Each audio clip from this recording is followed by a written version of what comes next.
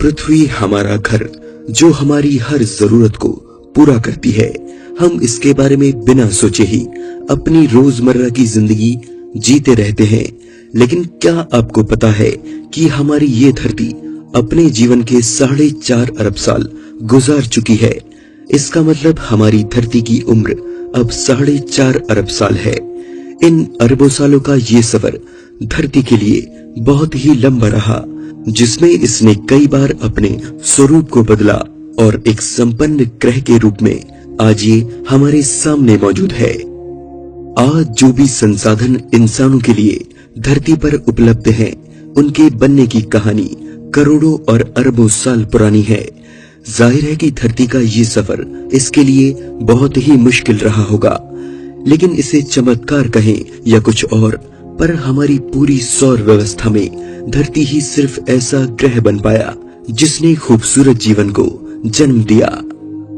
हमारी समूची धरती लाखों सालों तक भयंकर तापमान से चलती रही और कई सालों तक यहाँ पानी बरसता रहा। कभी इसने भयंकर हिमयुग का सामना किया तो कभी ज्वालामुखी के दहकते शोलों के वार झेले, पर हमारी धरती इन सब को झेलकर सौरमंडल का सबसे खूबसूरत ग्रह बनकर आज हमारे सामने है।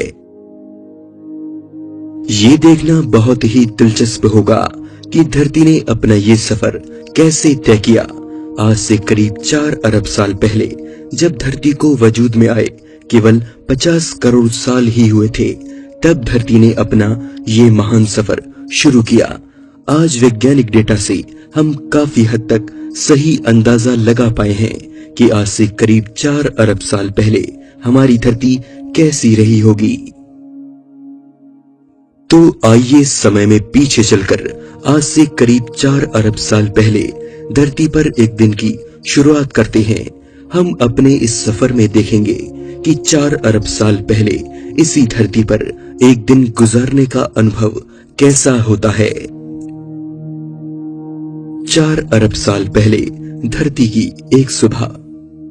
आप अपने साथ जो ऑक्सीजन मास्क लाए हैं उसे लगा लीजिए, क्योंकि इस वक्त धरती पर सांस लेना बेहद मुश्किल है। अभी यहाँ का वातावरण ऑक्सीजन और नाइट्रोजन से नहीं बना, बल्कि जगह जगह ज्वालामुखियों के विस्फोट से निकलने वाली गैसों ने वातावरण को जहरीला बना दिया है। लेकिन घबराने की कोई बात नहीं है। जब तक हमारे सिलेंडर में ऑक्सीजन है, हमें कुछ नहीं होगा। लेकिन हम यहाँ आज की धरती की तरह पूरा दिन नहीं बिता सकते, क्योंकि अभी यहाँ पर पूरा दिन ही केवल 6 घंटे का है, जिसमें दिन की रोशनी मात्र 3 घंटे ही रहती है। ऐसा इसलिए है क्योंकि धरती का चंद्रमा आज के मुकाबले धरती के काफी पास है। चंद्रमा के आकार और उसकी ताकत ने धरती के दिनों को केवल 6 घंटे पर लाकर समेट दिया है। इस वक्त धरती का नजारा दिखने में कुछ ज्यादा अच्छा नहीं है, क्योंकि हर तरफ बंजर भूमि और चट्टानें ही दिखाई देती हैं, जिनके बीच दहकता लावा नदियों की तरह बह रहा है। लेकिन हमें यहाँ थोड़ा चौकन्ना रहने की जरूरत है, क्योंकि आसमान से छोटी चट्टानों और उल्काओं की बरसात होती रहती है।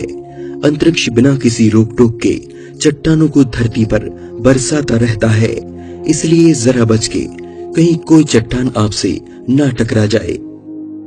इस वक्त हमारे सर पर तो खतरा है ही, लेकिन जमीन भी कुछ खास मेहरबान नहीं है, क्योंकि आए वक्त यहाँ पर भूकंप आते रहते हैं। धरती के अंदर चल रही उथल पुथल से यहाँ भूकंप आना आम बात है। लेकिन सबसे अच्छी बात यह है कि इस वक्त भी धरती पर पानी मौजूद है, वो भी काफी मात्रा में। वैज्ञानिक कहते हैं कि ये पानी अंतरिक्ष से आई ऐसी चट्टान के साथ आया था, जिनमें भारी मात्रा में पानी बर्फ के रूप में जमा था। हम समुद्र में उठती कई किलोमीटर ऊंची लहरों का खूबसूरत नजारा ले सकते हैं, लेकिन दूर से ही, क्योंकि ये लहरें आज की लहरों की तुलना में कई गुना ज्यादा खतरनाक हैं। आसमान का नजारा काफी हद तक आज के ही जैसा है, लेकिन सबसे बड़ी बात जो इसे आज से अलग करती है वो है चांद का एकदम करीब दिखाई देना। दिन हो या रात, हम चांद को एकदम साफ देख सकते हैं। इस वक्त धरती से चांद ऐसा दिखाई पड़ता है मानो हमारे सर पर खड़ा हो, जिसकी वजह इसका धरती से बेहद करीब होना है। इस वक्त चांद और धरती की दूरी केवल 25,000 किलोमीटर है, जो आज के मुकाबले 10 गुना से भी ज्यादा करीब है। वैज्ञानिकों ने पता लगाया है कि धरती से मंगल के जितना बड़ा कोई पिंड टकराने से चांद का जन्म हुआ था, इसलिए वह 4 अरब साल पहले धरती के काफी करीब था, जो धीरे धीरे इससे दूर होता गया।